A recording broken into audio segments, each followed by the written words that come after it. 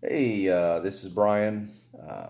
Gonna pull up a pressure washer here, and we're gonna see what kind of problem we have. I've not done a pressure washer for you guys yet, mostly because there's a variety of pressure washers that are out there. Some of them are worth looking into when it comes to repairs. Some of them are not. Rule of thumb: most of the ones that come out of Lowe's, Home Depot, box stores like that, they're not worth repairing. Um, the parts can actually exceed the cost of replacing the pump itself. With that being said, this pump here is fairly inexpensive to replace the entire pump. So I don't usually get into actually replacing too many parts on the pump itself because the cost of the pump, I can do this whole pump replacement with an unloader for about 280 bucks versus the parts and labor can get pretty close to that. So it's usually not real feasible to repair these type of pumps here. This pump is actually made itself. The pump itself is made in China. There are replaceable parts in here, but a lot of the Chinese pumps are not repairable. So you end up having to replace the entire pump. Now, before we get started, safety. Uh, be sure to wear your safety glasses. Take precautions. Ensure that you don't have any shock hazards, pressure hazards, things of that nature. We've talked about that before. So, as many of you know, this is a working shop. So I may have to pause the video for phone calls or customers. Um, got to do what I got to do to pay the bill. So just bear with me if that occurs. I'll usually pause the video so we don't have to deal with that. I'm not actually looking at repairing much on this machine today, just through the cost factor. But what I'm going to do is show you some things on a pressure washer that you need to look for, and actually how the pressure washer itself works. So you got a basic pump here. The pumps, I like to say, are very similar to a car engine. This is a 3-cylinder car engine. You have your intake and your exhaust, and then you have your your water actually goes in here. Your high pressure comes out of here. So this is your fuel coming in, if you will. Compresses the liquid, spits it out through here as exhaust. You got a crank on the inside here. You got 3 connecting rods, bearings, and things of that nature. So you want to periodically check your oil on these machines, and you'll see on this one here, there's usually a sight glass on a lot of these. Don't trust the sight glass because you can get a false reading from a residue behind. So your oil could actually be low, but you would see a line there. They all have a dipstick, so you would pull this out, check the dipstick, wipe it, put it back in, check it again to ensure that your oil level is correct. Now, when you pull this out, if your oil looks milky, then that means you've got a water leak in your pump and it's getting into your crank. At that point, it's not cost effective to actually repair that type of a problem because you drain the fluids. Whenever you get water in here, you could damage the bearings, the connecting rod. These are things you may not notice right off at the first, but as time goes by, you could have a catastrophic failure in your pump, and you've already repaired your water leak and drained and refilled, and now you've just wasted a bunch of money because in short order you could have a failure. So usually when you get water in the pump, if people are concerned about a price of replacing the pump, I'll tell them flush it, fill it with oil, change your oil seals, and go with it until it fails. That's the cheapest thing you can do. Aside from that, it's usually just replace the entire pump. So I'm gonna try not to take too much time on this, but we'll go over some things here. Now, obviously, this is your engine. This item here is called a thermal valve. Okay, they also look like this, and there'll be a black nipple on the end here. And what this does, when the temperature in the water reaches a particular temperature, this will open up and it'll allow water to weep out in either one of these. And what that does is it helps keep the pump cool. You don't want your pump to get too hot. When you let go of the trigger on your gun, this continues to work. It builds pressure, dumps it off, recycles, build pressure. When you do that, the water temperature gets higher. On your better pumps, you have ceramic pistons, which we'll look at that here shortly. The pistons get hot, is not a problem, but as soon as the cold water rushes in, they crack. Now you're having to replace 1, 2, or 3 pistons along with your packings, and it gets rather expensive.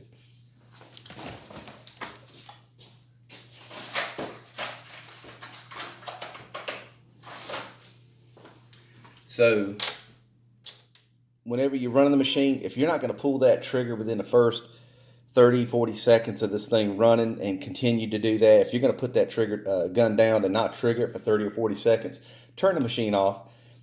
All you're doing is opening the door for repair or damage to your machine.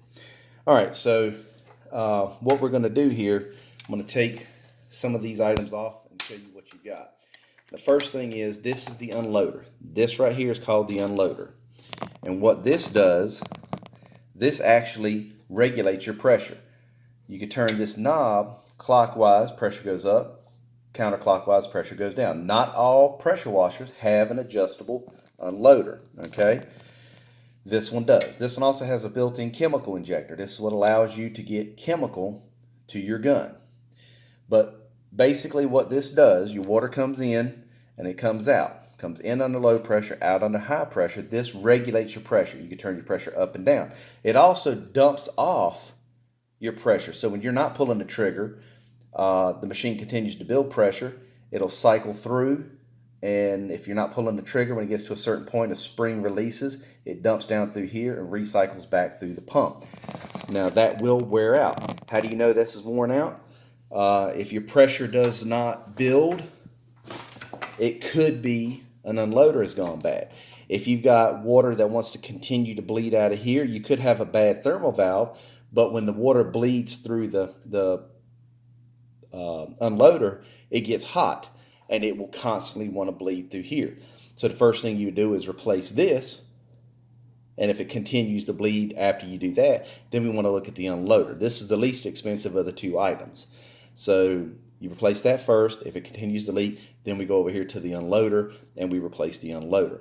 The unloader is fairly easy to replace. You take off a bolt here, take off a bolt here, the unit comes off. Your new unit's going to have a set of gaskets that go one in here and one down here.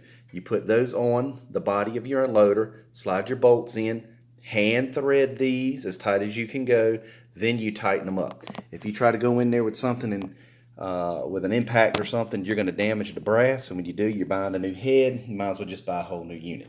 I'm going to move the camera over a little bit, and we're going to take these off.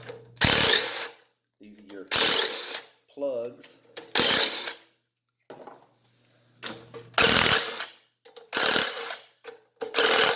And they can go in any particular order. You'll see your plugs have an O-ring. The O-ring prevents leaks while it's in place, okay? Now, on the inside, you have valves. You want to be careful taking these out.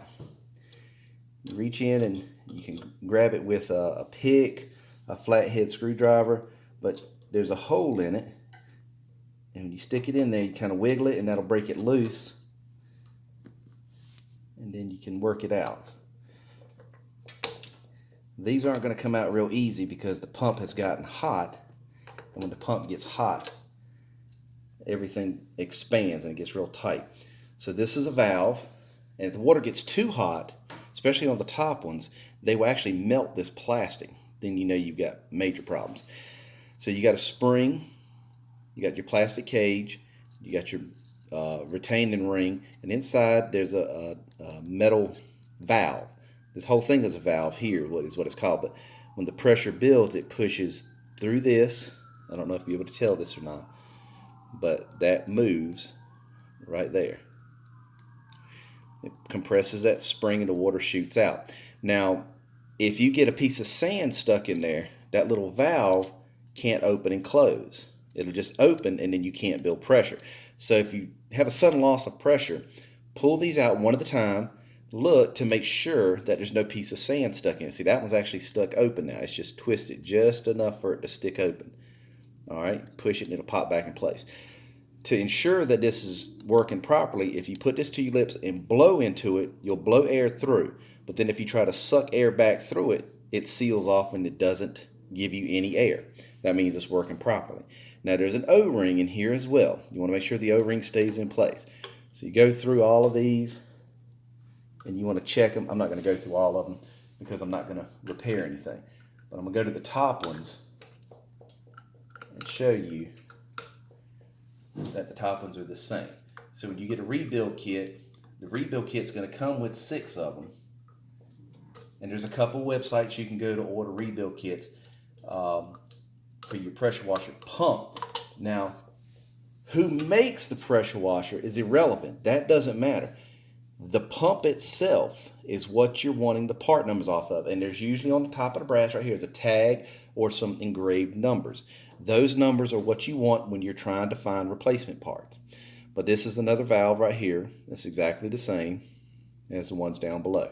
Like I said, you want to make sure your O-rings stay in there. You push them in, you have to wiggle it, push it all the way till it seats. And that's seated. Okay? So that's your valves. And like I said, if all of a sudden you have loss of pressure, if you'll take your disconnect your water and all of that, turn the machine off, one at a time, take a plug out, and then work your valve out to make sure that all your valves are clear of debris, then that may solve your issue. Now when you take these valves out, be very careful because they are plastic. And if you break the plastic, then you got to buy new valves. So be very careful taking them out. All right, so next we're going to pull the head itself off. The brass, all of this is called the head. Now this is just a plug, and your unloader is interchangeable from one side to the other. Just depends on how your machine is set up. And you'll hear people say, I got a Honda pressure washer. I got a Honda pressure washer. There is no such thing as a Honda pressure washer. Honda motors are on pressure washers, but it is not a Honda pressure washer. Most pressure washers have the Honda motor on them. Not all, but most. But your pressure washer is made by whatever company's on the frame itself. It'll tell you on there. The pump is made by a whole different company. So the way a pressure washer is done, companies buy motors, they buy pumps, and they have somebody fabricate or they buy frames and they assemble them. That's all there is to it. There's not much difference in them. So I got my bolts loose. We're going to pull the head off. I'm going to dump these out of here. All right. So this is what we've got here. Now this is not broke. You have a couple items here that you're going to take a look at. I'm going to move this up closer. These are your pistons. These are your cylinders. Now, luckily, this one came apart, so I don't have to fight with it to get these brass rings off. The brass rings are retainers. Now, this is a cylinder just like in a car. Then you have rings just like in a car, but they're not attached to the pistons. Now, these pistons happen to be metal, okay? Many of the pumps that are good quality pumps, they'll have ceramic pistons, okay? Now, they go on here. Now, on the other ones, there's a nut.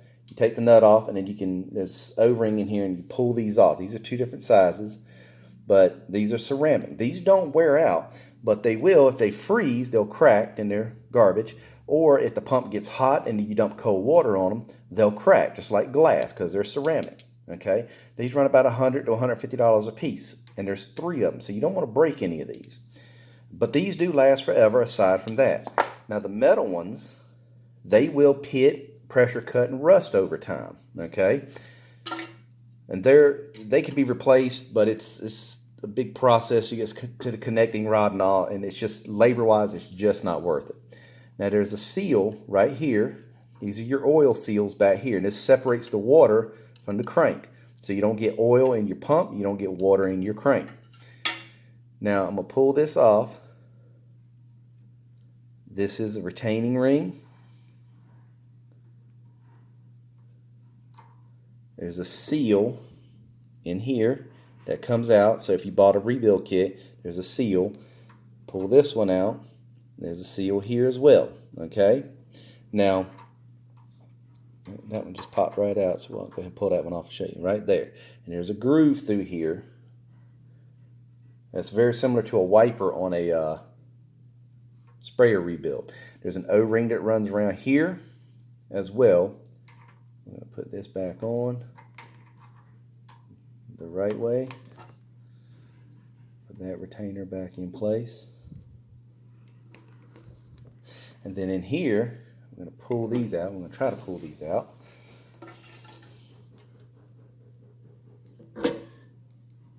You want to be careful because you don't want to damage the rings that are in here. Because if they're good, you don't want to have to buy any more. So we take this one out. And this is a packing right here. So you can throw a little light up here to help out.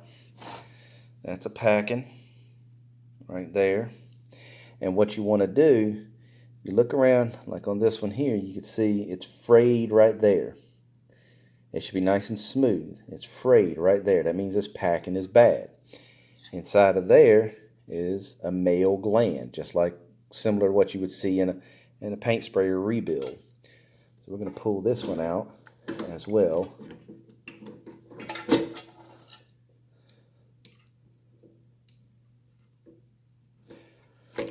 And you don't want to scratch the brass, because if you do, that's the end of that. Now you can see this one here, on this side here.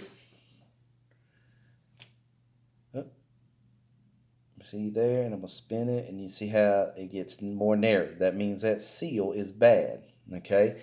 And that can be just due to general wear, or if you feel up in the brass, you may feel a groove in that hole. If that's the case, and brass needs to be replaced.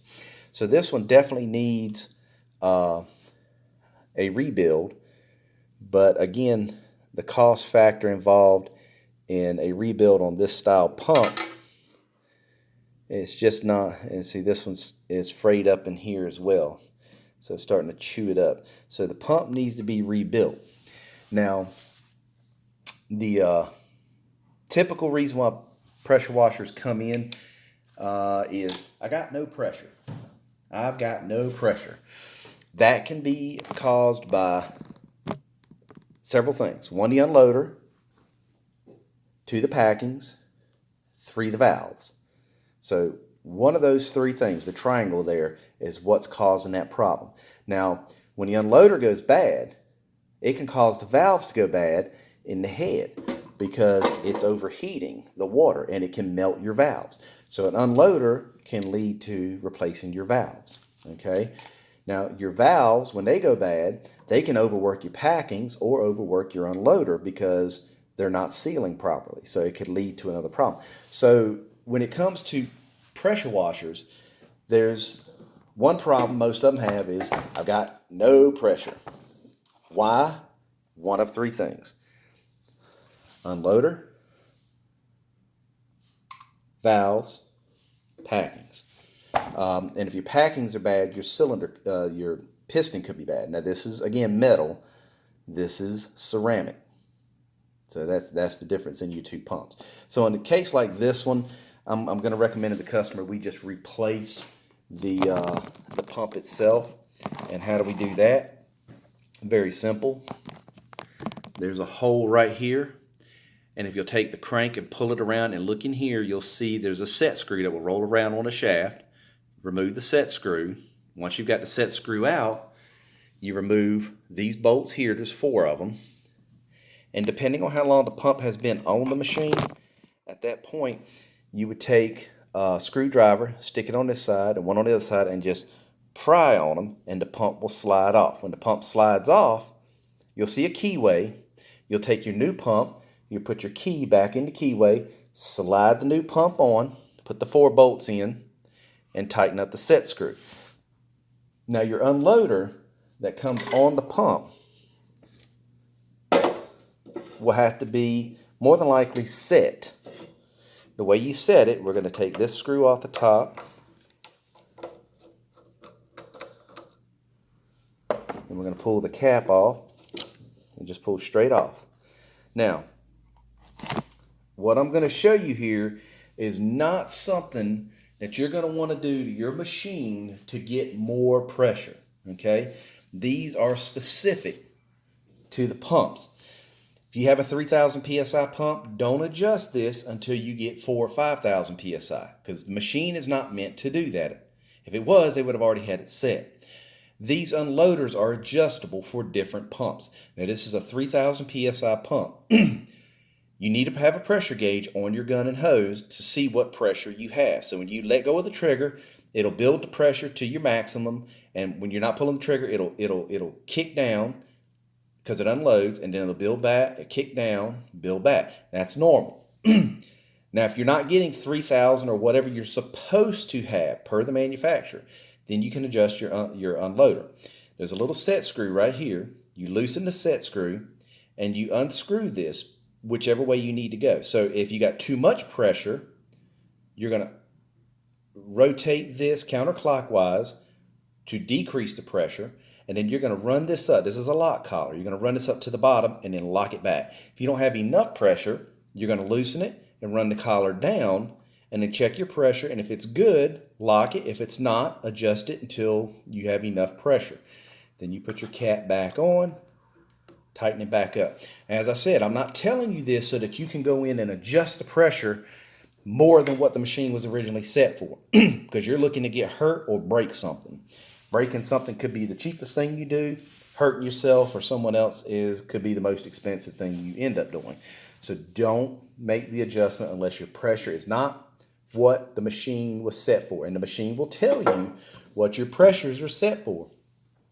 Because on this one, this is a Mighty M pressure washer, your tag will tell you PSI 3,000 gallons per minute, 2.4, nozzle size 3.0. Now, if you don't know what these things mean, model numbers and whatnot, then drop me a line. I'll explain what these numbers mean. I'll explain what the best combination of pressure versus volume. Because everybody thinks, hey, I could have 4,000 pounds of pressure, and that's going to be better. Well, if you have 4,000 pounds of pressure and you've got 2.4 gallons a minute, then no, that's not better. I would rather have 3,000 pounds of pressure at 4 gallons a minute, because that's going to give you a better job than 4,000 pounds at 3 gallons a minute, because you're cleaning units. But that's another discussion for another day. So with all that being said, if you got any questions, drop me a line. I'll try to help you out the best I can. If you got something you want to see worked on, different kinds of paint sprayers, pressure washers, sanding equipment, I work on a variety of things. Just shoot me a message and let me know what you're looking for. Until then, you guys be safe. Send me any questions you have, and I'll talk to you next time. Have a good day.